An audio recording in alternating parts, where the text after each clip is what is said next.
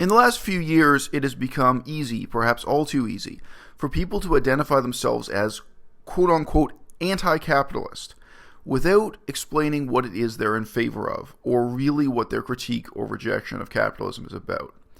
Now, obviously, some of these people are, to be frank, crypto-communists. They're communists who do not have the courage of their convictions to really identify with communism, and they also may be aware that they're simply ignorant of and don't want to make excuses for the disasters of communism in the recent past.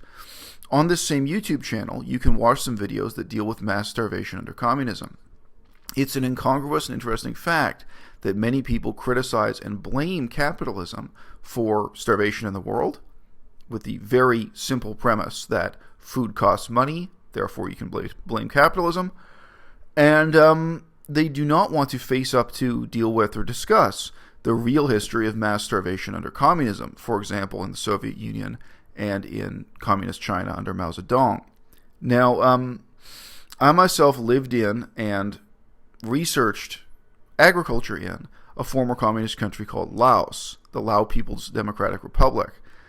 And I was there when their transition from a communist system of food production and food distribution to a capitalist system was quite recent, in some ways still ongoing, and when they were still dealing with the sudden contrast between those two systems. I studied that, and in my own small way, I was a part of that transition. I'll describe how that was in just a moment. Laos is a somewhat strangely shaped country.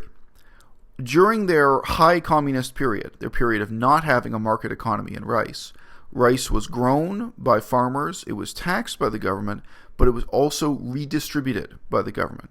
So under communism, under high communism, because it's still a communist country, but now it's a communist country with a free market economy, this meant that rice was taken away from the rich and given to the poor. It was distributed to the people who need it most.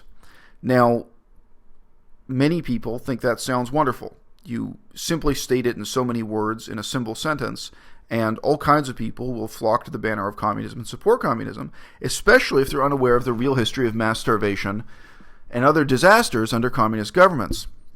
Now, Laos, interestingly, was not one of those disasters.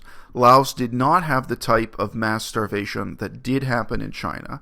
That's a tremendously important chapter of human history that, frankly, every educated person should devote a little bit of time to studying and understanding. The consequences and ramifications are so enormous. Laos also did not have the type of disaster that happened just to the south in Cambodia. They didn't have the type of mass murder, mass persecution, etc. In many ways, the tiny Lao People's Democratic Republic is one of the most positive or one of the most flattering examples of communism that you could look at. Another one, East Germany, believe me, I'm not saying this to flatter the East Germans. Plenty of people have written autobiographies about how horrible life was under communism in East Germany. But nevertheless, you have to say, compared to the real disasters of communism, places like East Germany and Laos were really the success stories. Now, here's what happened when they transitioned to capitalism. Suddenly, rice was no longer being sent from the centers where it was aggregated, where there was the most production and where naturally there'd be the most wealth, to the areas where people were poor, starving, etc. Rice was no longer being redistributed as according to need. Now, need ultimately means a bureaucrat has a piece of paper with a list saying send so many kilograms to this village, so many kilograms to that village. That's another problematic issue. But in principle, under communism, rice was being reallocated to the people who needed it. The same way that the military tries to organize sending food, giving rations, etc. to the people who need it. And indeed, communism brings about, one way or another, the militarization of a whole society. Under capitalism, instead, rice began flowing in the exact opposite direction. Rice was no longer going to the people who needed it. It was going to the people who had the greatest ability to pay. Now, in terms of the geography of Laos, that meant that in the middle of the country, pretty much all of the rice would aggregate in the capital city. Rice was going to where it was least needed. This is not to say the rich are getting richer, but naturally people would sell their rice to the central market, so to speak, and from there a great deal of it would be exported to Thailand. Again, people didn't need it. People were not poorer, people were not starving, where people were less poor, people had more money, more ability to pay. Now, The double-edged sword of capitalism is that this benefited exactly the same people who it harmed. So people who were rice farmers in remote rural areas were suddenly making more money from their rice. They were being paid a better wage. They were themselves farming rice, producing rice, and selling it at a better price when it came time to sell. In terms of the logic of the market, the rice would then go wherever it went. Some of it would go to Thailand, some of it would go to Vietnam, some of it would go to the big cities. But then, when there was famine, when there was seasonal starvation, when there was a lack of food locally, that in some areas would happen like clockwork in between harvest seasons, then there would be no rice to redistribute from the rich to the poor. Now, I myself was part of capitalism's method of compensating for this. And I should say there were two methods. So I'm going to do number one and then number two. Method number one was simply charity. A charity is itself part of the capitalist system. It's not a contradiction within the capitalist system. It's not an offense to the capitalist system. I myself was part of an agency that's handed out sacks of rice that were donated to the poorest of the poor in Laos, to people who would have been starving. Again, seasonal starvation. That had written on every sack, "Gift of Finland," stamped onto the plastic with some kind of logo vaguely resembling United Nations logo. You had a map of Finland, a flag of Finland on there somewhere. And I can remember having some really surreal conversations with local villagers, people receiving these donations, this aid. And they asked me, we were speaking Lao both ways, but I was speaking very simple Lao, of course. I didn't become completely fluent in the language. They said to me things like, "Tell me, Finland, it's a tropical country somewhere in the South Pacific, isn't it? Finland, it's a small island near Australia, perhaps?" You know? That's the way Lao people ask a question. They make a statement and then ask you, "Isn't it?" at the end. Had some really interesting conversations about where Finland was and why these people in Finland were donating rice to poor people in Laos. Interesting conversation to have in that context. I can remember they asked me also in terms of the climate. In Finland, boy, they must farm a lot of rice. And I told them, no, actually, none at all. Finland is such a cold country that they don't farm any rice whatsoever.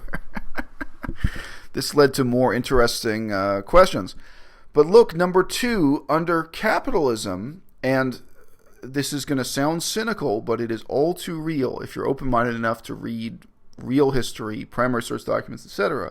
People fundamentally have the freedom to get up and move, to run away from famine, even to go to another area and beg. Now, if you're talking to left-wingers, you're talking to people who are diehard communists, they'll then throw this back and say, "Oh, you talk about freedom. This is just the freedom to go from one place to another and starve to death, the freedom to go begging from one place to another." Well, take a look at the video I made about mass starvation under communism in China. A real disaster, really killed millions and millions of people. And yes, there is a difference between a government that will kill you, literally kill you, for daring to complain that your village is starving to death, and a government that allows you to get on a train, get on a truck, or even walk barefoot from your province to the next province because people are starving. Yes, in extreme situations, that's a huge fundamental difference.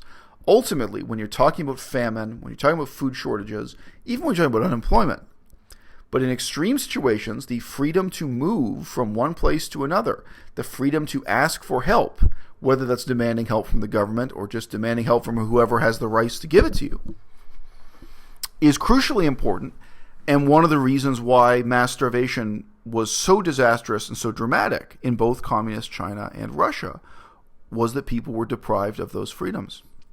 It's no joke. If you really are willing to read those accounts of mass starvation, whether under Soviet Union or under China, for a lot of people, they break down crying.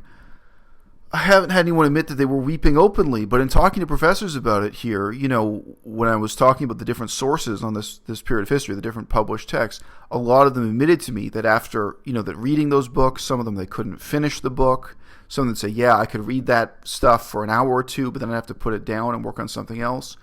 It's heavy. I mean, reading about the reality of food production, starvation, etc. under communism, it'll mark you. depending on what kind of character you are, I can say it'll scar you for life. And look, studying the history of communism is still a big part of my life. Yeah, I wish these were the only books on my desk. I have more here on the other side of the camera. And I can read that history with a certain degree of sympathy for the idealism of the people involved. But my point here is, whether or not the critique of capitalism comes up in the context of a vegan interest in making the feeding of the poor more efficient by eliminating meat agriculture, or in terms of reforming capitalism, there are many different headings under which this is a legitimate and interesting set of questions. We can't allow ourselves to fall into the lazy way of thinking, of simply saying, well, I'm anti-capitalist, therefore I'm morally pure, without identifying what it is you're in favor of. In many ways, the comparison between capitalism and communism is asymmetrical, because communism is a specific system of social organization, and really capitalism is an incredibly broad and diverse category. For example, capitalism is not incompatible with monarchy. Really, in the history of the world, in many cases, you had capitalism with a monarchy ruling over it. Capitalism, even within the world today, you can look at 10 different capitalist countries that are very fundamentally, profoundly different, including in the question of how they organize food agriculture, but they still are capitalist. Really, there are just a couple of check marks that define what a capitalist system is, including, obviously, the type of land ownership. There's a checklist that's not that long, etc. Whereas with communism, you are really talking about one specific system, and it is a system that has a history that many people today are tempted to ignore, but that we dare not ignore, that gives us a set of lessons that we must learn from. And those lessons include the most dramatic episodes of mass starvation in the history of the world.